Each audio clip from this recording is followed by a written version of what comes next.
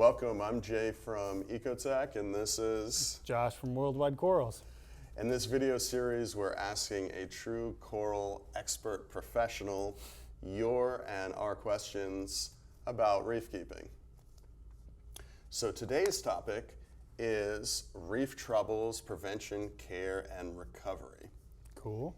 So as reef hobbyists, we always want our coral to look good, and we all know that that's a path of patience, a lot of understanding or slow learning about parameters, about lighting, about flow, and everything else. But then, even with all of that, we run into some of these acute things every once in a while where stuff just isn't quite going right. Yeah. And that's kind of what these questions are Cool, I like related to. So a little bit harder than our last series, which was about your home turf, Worldwide Corals. So Ellis asks, what do you do for coral dipping? We'll start before the problem happens. Coral dipping, we don't use any kind of product, actually. It starts with observation and isolation. So, you know, it's not really a hobbyist level process, what we do, unless you've got multiple tanks, but we just keep non-common corals together, and then we rotate them after gestation periods, depending on the type of parasite. So, you know, let's say, for example, it's a zoanthid-eating nudibranch. You know, we can put a handful or a small group of zoanthids with acropora, and we keep them that way through a weekly dipping process. And if we find them, it sets it back to 0. And if we don't find them, we get to 4 weeks and we move them out into a different system that has no zoanthids in it. So there's no dipping process. It's very similar to the tank transfer method that they use for crypt, for coral. But you said there was a dipping process. You dip them every week, though. They do. They pull them out and they put them in a container of water underneath a really bright light, like these ones you've got in my face. And they blow on them with a little turkey baster just to see the little movements and things like that. Gotcha. You know, and there's always going to be a bunch of little stuff that comes off, but we're looking specifically for a parasite common to that coral. Gotcha. So you actually don't use a chemical when you're saying dipping. You're actually just blasting them off to see if there are parasites on there, and then they go back into the quarantine process, which breaks any cycle of pests that might be specific to that particular. It's very common to what we're looking for. And if we see things like brown jelly or whatever, you know, we can act and cut off the affected area, get it in iodine, which works well for any kind of bacteria. But again, it's specific to what we're looking for. And that kind of actually leads into actually a couple of these other questions, but Patrick wanted to know, what's the most effective way to treat sick corals? And sick is a very generic, very broad, right? Yeah. But okay, let's take one where you have some damage and it seems to be spreading. So tissue recession is always a product of its environment. So we start by finding out what in that area may be causing that. You know, let's say it's in a display tank and one edge of the coral is starting to recede. It could very well be something that's tagging it with a sting tentacle. It could be the flow that we changed. Maybe they cleaned the power heads and they turned it up a little bit too far, or maybe it's on a different setting. You know, so we look environmentally to see if there's anything different. If not, we usually cut above the recession line, so into the good meat, so to speak, and put it in a low flow and low lighting scenario until we see it start to grab around the edge of the skeleton again. Once we see that, we know it's good. If not, we treat for secondary infection. And when you remove the affected part, you dip it in iodine as well. Is that something you typically do, or not always? And forgive me if I'm wrong, but I think all the guys on the farm have a diluted iodine formula that they use in the bandsaws. So Gotcha. Whatever water's feeding that bandsaw has iodine solution in it, yeah. So it's disinfecting as it's going. Makes sense. So we're going to jump back and forth. We'll probably be back to that a little bit. But Russ asks, some of my millipore corals just don't have great polyp extension, but have great color. Would this generally tend to be a low flow issue more so than a nutrient issue? That's a loaded question because you have to find a trigger in order to answer that. So if, let's say hypothetically, you're worried that it's too low a flow, put it in higher flow. If you trigger a response from it, then you know that it was a flow related scenario causing it to be the way that it is. If you put it in higher flow and it doesn't do anything at all, put it back to where you got it from, and then maybe start bringing up your nutrients if they're low, if that's the case, right? So you have to trigger a response, good or bad. If you don't trigger a response, you don't know what it is that's bothering it. So it's doing a little bit of your own research. Yeah. Kind of common sense. I always find that interesting, or I always found that interesting in my tanks when I got the same coral or coral grew and I'd put a frag in a different place, and just seeing how different, even within the same tank, just because of the flow and the slight difference in lighting, that you get quite different response from the coral in terms of how it behaves. Yeah, that's part of the reason why we have generally lower light than most people that keep SPS, because we find they color better. They're going to grow faster, they're going to do exactly what you want them to do in highlight, but then you move them into a little bit lower light and you realize that there's that much more color that's available. Interesting. So Constantine wants to know what the best way to treat RTN is and what usually causes RTNing. So I touched base on that a little bit just a minute ago there. Usually when we have any kind of RTN, depending on the type of coral it is, we just cut it above the recession line. So if it's meat and then white, we got to cut it into the good side of the tissue, to, I don't know if we're limiting a bacteria that's underneath the tissue. I don't know if there's too many unknowns, unfortunately. So if you cut into the good meat and then re-glue it the way that it is, your chances of success are good if the environment's right. So you treat RTN and STN kind of the same way. Yeah, it's recession is recession. And often it is bacterially related, right? So it's just whether it's a fast-moving bacteria or a slow-moving bacteria, and potentially how strong the coral is when it's infected or whatnot. Yeah, STN, I don't really like the term, to be honest with you, because STN is again a product of its environment. It means that it's slowly dying. What it is, you got to find it. Yeah. If it's a parasite, that's one thing. I can understand it slowly withering away because it's being eaten alive, so to speak. But if you have slow tissue necrosis, it's because of the area that it's in. Whatever it may be that's causing it, it's not happy there. This is an interesting one, so I'm interested to hear your take on this. But Oh boy. Ron wants to know, my reef is 6 years old and I'm having some issues. What is old tank syndrome and what are the root causes? I have a question too. Is old tank syndrome even an actual thing? Honestly, we would take the rock if you wanted to get rid of it, because you can't buy time.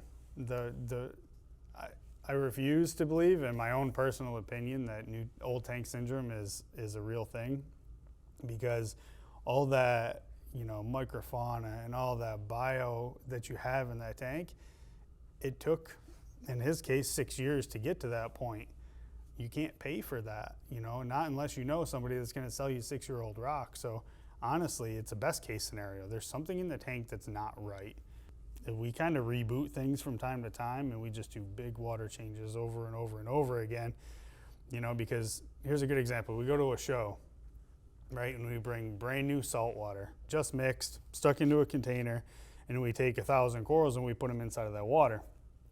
Well, the next morning or later that evening, they look really happy, right? Well, it's because that water is providing an environment that they're comfortable with. Same thing in that tank. If there was ever a point where the tank was doing really good, you just got to revert back to that. What it was, who knows? Change out the sand. Maybe add a couple new pieces of coral that are naive to what's going on, just to see Is it a nutritional thing? Is it a pollution thing? Is it a, did you play with too many things and now it's not right again? It all can happen. That tank is mature. It's capable of growing coral.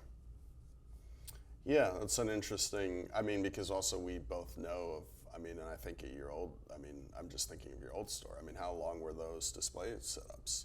Oh, there was rocks that were there far before me. And, I would guess that there's probably 18-year-old rock in those systems. But you could take that rock and put it into a brand new tank and have an instant reef.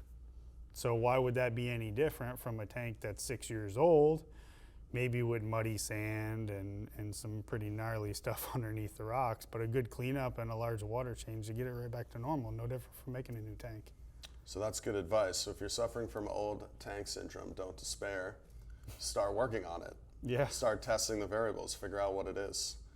Most likely it is not your rock, which is properly seasoned at that point. And that is actually something, it's funny that you said you would take it, because in this day and age, it's very difficult to get actual live rock. And when you start from I will say man-made rock, that's been our experience, is that often, particularly with like acros, it takes 6-7 months before whatever it is, the bacterial load gets to that point where you can support that. 6-7 months until you start getting good growth, right? Yep. But then a year or 18 months before you're really happy with your reef. Exactly. So Felix asks, any tips to recover more or less bleached acropora colonies? So this is a little different to the RTN, STN. Mm-hmm. This is when you accidentally blasted it with too much light, or your parameters got out and the whole colony is circling the toilet. What do you do? If there's still polyp extension and there's still clearly tissue there, it's tough to get it to come back. Usually, same thing I said when you cut a coral. Lower light, lower flow, good nutrition. When you're sick, eating well, drinking lots of fluids, get you back into your normal. Same thing with these corals. They're sick. They need help. So put them in a lesser environment of everything and feed them. So take it easy on them. Yeah. Pretty much the same as you would yourself. Yep, for sure. Gotcha. Aminos are really good because it's a soluble food source. It doesn't take as much energy for them to digest because they don't have a lot of energy to give at that point. That's a good tip. So aminos, corals bleached, give them some aminos. I sound like Dean Tapper back in his water box days. Turn the skimmer off when you use aminos because it goes right out the skimmer immediately. Okay, turn your skimmer off, put in some aminos, see if that helps. Jose asks, why do you use ChemiClean in your tanks? What does it do and why do you like it? ChemiClean? I don't know. We use it a lot for its medicinal properties. What that is, I don't know. If you ever have just a lot of unexplained corals getting skinny, not opening all the way up, and you've just been on your regular regimen and things haven't changed, and that, you can dose ChemiClean and things like an acan or things like a trumpet or any of those real fleshy corals. They always tend to benefit. Somehow they come out bigger and happier afterwards. Why? I have no idea. We have a couple of proofs in the pudding. If it works, it works. Yeah, and it does. It's quite an endorsement. The miracle of ChemiClean. Yeah, we actually have a couple of tanks that they're just little isolation tanks, and when they're not doing good, we completely take them out of the reef. God forbid they're contaminating the rest of it, right? Mm-hmm. And we put them in there with a little bit of ChemiClean. And they use a couple other different products too, so we can move them around from one to the other to see if one has an impact or not. We don't use microscopes. We just kind of go off intuition. All right, last two questions are planted by me, actually. The first one is, how important is flow to coral health? And how much do you typically recommend for SPS and LPS in tank turnover?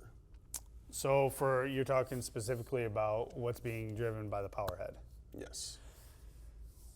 It's probably the most important element in what we do, because if you can't export the waste in the tank, then you're not doing anything at all.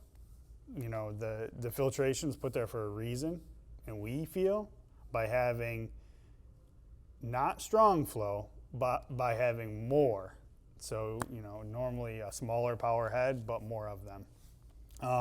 So it's water turnover. I mean, that's Yeah. generally, I think, what most experienced hobbyists look at. Like, But you're not going to put a MP60 in a 30-gallon tank. Right. You know, that's the point that I'm because trying to make. it's too much specific flow. Then you Yeah. want general, as much broad turnover as possible. In the ocean, the reefs don't sit still, Yeah, right? it's So millions of gallons every second.